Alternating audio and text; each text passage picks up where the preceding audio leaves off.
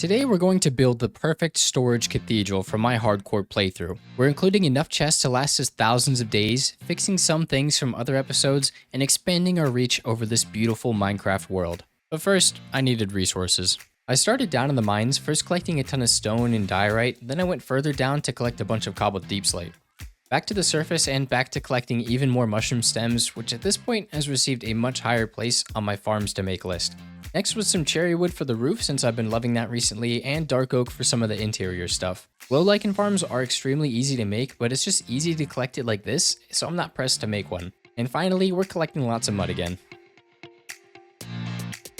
Surprisingly, this is pretty much everything we need for the build. That, and we also need a bit of this terrain cleared out. Clearing some terrain was actually good because I needed to make a platform and my grass supply is always too low.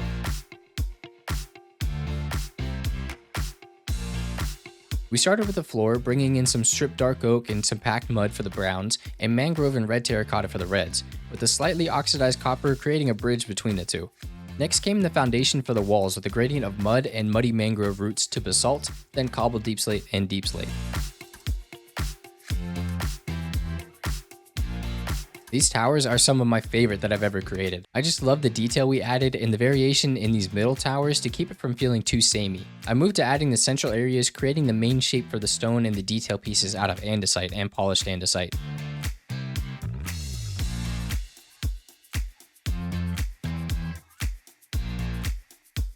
Keeping with the stone sections, I added some buttresses and these side doors that have more stone brick to create the feeling of being different from the main faces, but still in theme with the rest of the build. I brought in some cherry planks, mushroom stem, and white terracotta to these tower toppers, and began introducing the main roof theme of deep slate brick outlines and cherry wood.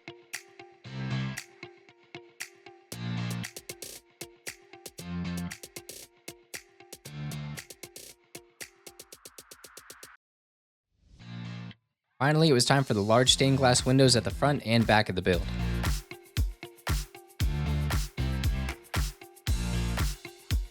Oh my goodness, this build took so long.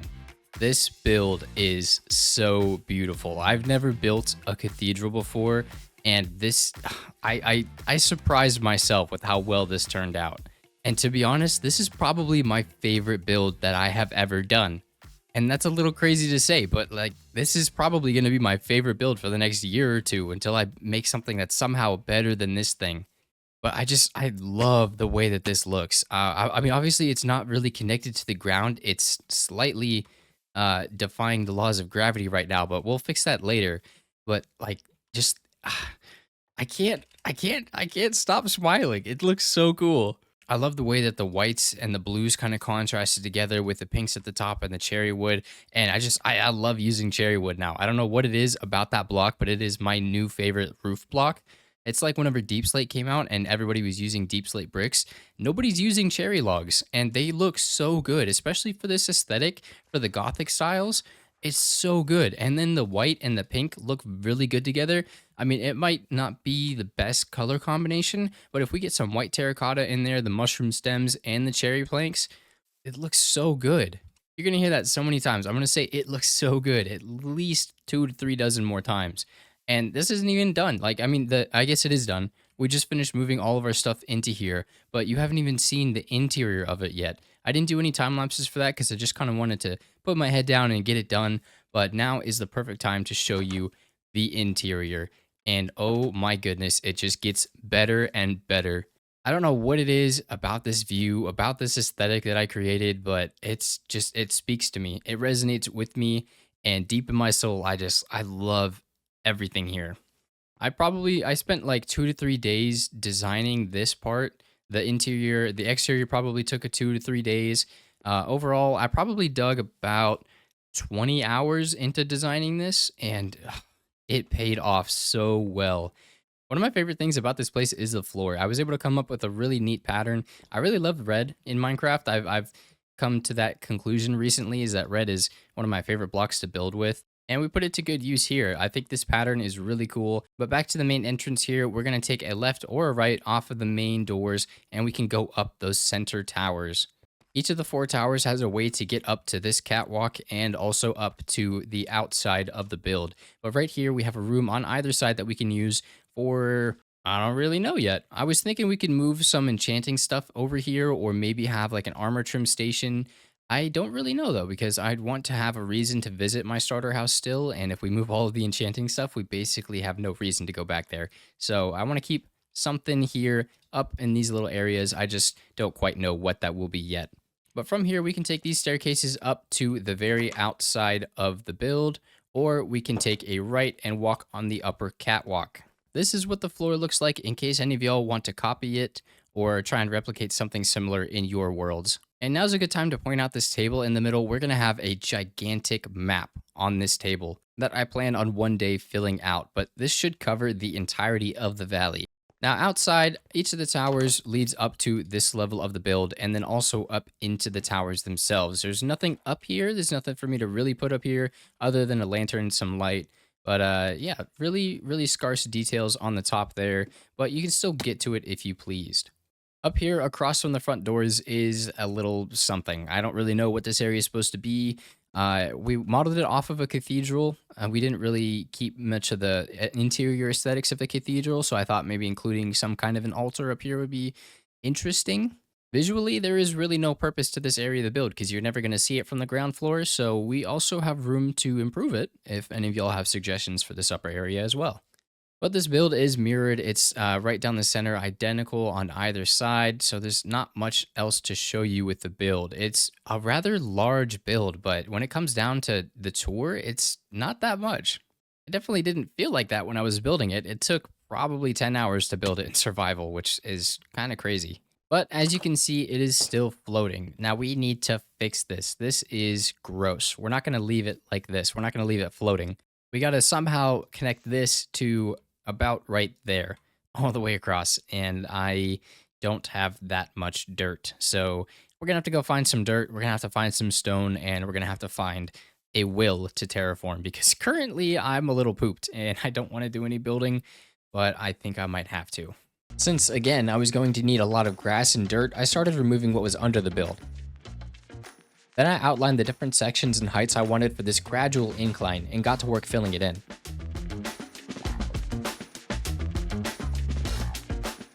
This side of the build was still snug into the cliff, so I shaved it down some. I moved on to integrating the front of the cathedral better into the terrain, adding some stairs up to the build and trying to stay in theme. I've been on a fountain kick, so I needed one out front here, and the diorite contrasted nicely with the foundation of the build while complementing its upper registers. In episode 2, I said I wasn't really set on how this field looked. I got this lovely comment with some simple suggestions that were just perfect. Now we're going to make it look a lot better. At first I wanted to try and match the city gates with that small sandstone wall, but it was just a bit too much and I definitely made the terrain way too flat, so thank you Tumor for this wonderful suggestion. Another suggestion we got was to replace these empty shelves with unlit campfires. If you didn't know, you can dig out the fire in a campfire with a shovel and still place the raw meat on them, giving them the look like they're sitting on shelves without needing item frames. Thank you to WhiteMask279 for this suggestion. Okay, while we're on the topic of getting things done, I want to do this map. The maps are not going to be hard to get. We actually have all that we need. The only issue is going to be figuring out what size we want. Okay, so if we put this maybe right there, maybe in the middle. Okay. All right, let's go from there. It's times like these where I really miss having an elytra to just fly around and get this done really quickly, but it's also these slower moments that give me time to think about the world and appreciate its natural beauty. Sometimes we can take for granted when we've been in a world for a while, so this breath of fresh air and change of perspective gave me so much inspiration for this land and what we're capable of creating with it.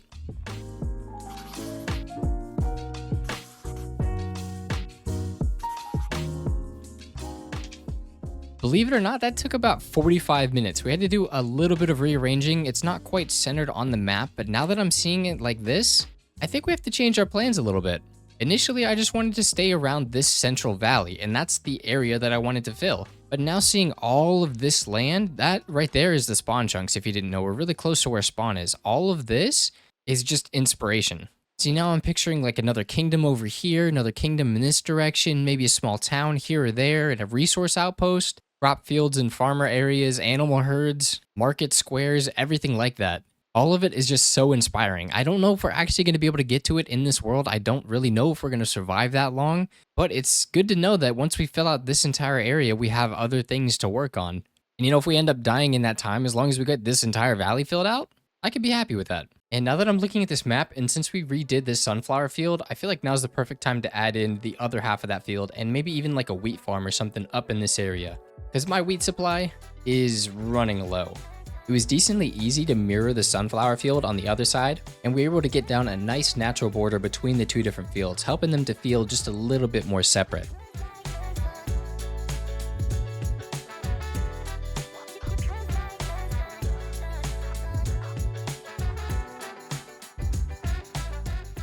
And right now felt like the perfect time to continue this road from our city gates all the way to the cathedral.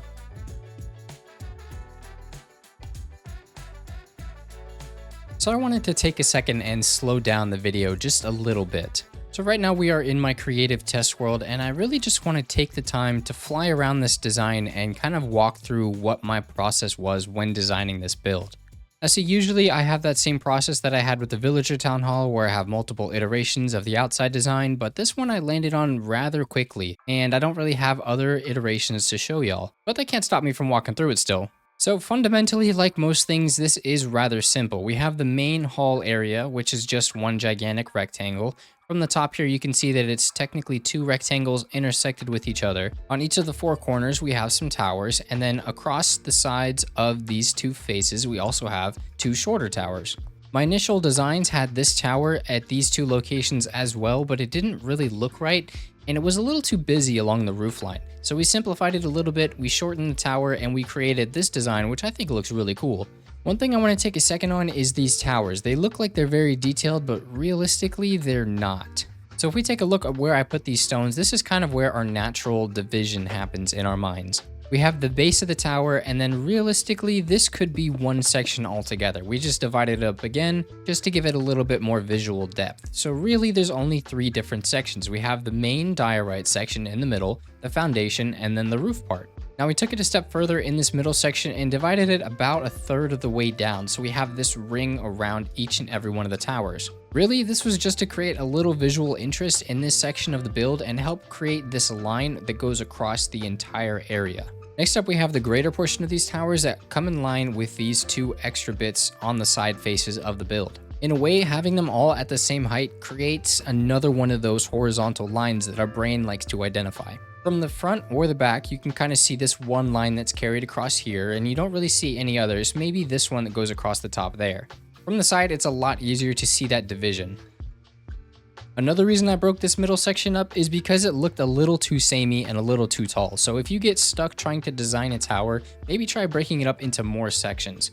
But at the same time, you also don't want every section super busy. So we have all of our details pretty much in this middle third section. The bottom really is only a gradient, and the top is only a little bit of texturing. All of the details come in this area. That's not to say we didn't add texturing here and there, but I wanted all the details in one place so it didn't look like the entire tower was way too busy. Now I didn't get to show this really in the time lapse, but we have three different buttresses on either side that reach across the entire build.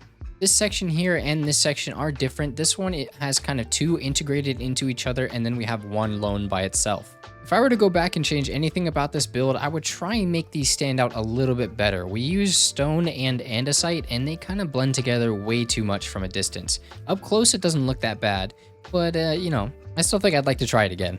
Now, typically I don't like to include these outline sections here, but at this point in the build, I felt like it needed something else that kind of stuck out from this incredibly flat face. So I ended up landing on this sort of outline structure that we have, and I'm okay with it. I think these sides are kind of the lacking side of the build. The front definitely looks a lot better, and it captures the idea of a cathedral a lot better, but I don't think it looks awful. I think we learned from it, and that was really all that we could ask from it. Now, speaking of the front, this is an incredibly simple thing that we did. We have one face that we built off of. So this window and this stone are on the same block. And the only thing that we did was create a little outline with andesite. We have a half circle up there and then just an outline here at the bottom. We definitely used some tricks to make this curve a little bit smoother, but all in all, it's a rather simple shape. I tried to continue this idea of arches across the build with the one gigantic one with the window, 2 at the front doors, 1 for each of the side doors, and 3 at the back. If you look at any real life cathedrals, you'll notice that there are a lot of arches included, so I felt like it was appropriate to add it in this build. And it was kind of hard to notice in the time lapses, but you might have picked it up already. To get the stained glass effect, we just add glow lichen to the back side of the windows. It's a really neat way of texturing that side of the block while also including a bunch of colors here and there. I didn't use this technique on the side because I wasn't able to create an outline in this small space, and I ended up just going with some glass panes instead. But we did use the exact same thing with the gigantic back window. And this archway is the same as the front, I just flipped it upside down so we got a circular effect instead of a flat and then a circle at the top. If you have any other questions regarding the build or how I came up with the things I did or just any more specifics you want, you can either go ahead and leave a comment down below or you can join our Discord and just ask me there. The link for that will be in the description, but now we're going to move on to the interior of the building. Now we basically used pretty much every block of space that we had in this area. I started out by creating all the different sections with the chests, then created some outlines with the oak wood and the stripped spruce wood. I decided I wanted to include this catwalk up here, so I kind of fiddled with that for a while. This kind of took a little bit of making look right. Adding these extra stone detail bits took a long time as well, trying to get something that looked appropriate while also not being too overwhelming. Something you'll see pretty often is people using these lecterns as little handrails or railings across the edges of their builds. I think for a cathedral build, this works perfectly. I had a lot of fun trying to include as many like side rooms and side staircases as I could, and just had fun with the journey of exploration inside of this build. And I'm excited to learn how we are going to fill this out in the future, what we're going to put in these side rooms and what we're going to include underneath the towers, because as you know, we have a little way to get down that I didn't really show in the hardcore world. Really, I'm just excited to see how this build grows and develops in our world. Past that though, like I said earlier, the layout is very simple. I just added some detail bits. We have some buttresses going across the ceiling. The catwalks have some railings, and that's basically it. Now again, this was my first attempt at a cathedral, so if you could, please be kind, don't flame me too hard. But I did try, I did learn a lot, and I enjoyed putting it together. Since watching like Hermitcraft and stuff, B-dubs has been a big inspiration, and I tried to channel a lot of B-dubs into this build. But more than anything, I just love what I learned from it. And almost poetically, as the sun sets on our world, it is time for us to end today's episode. Today was such an incredible journey. I had so much fun putting this build together, designing it, trying to explain how I designed it to you all, and just having fun with the terraforming and everything else that we got up to today in this episode. But with that being said, I'm going to stop rambling. Ladies and gentlemen, people of all ages, I hope you enjoyed today's episode, and I hope you all have a wonderful day.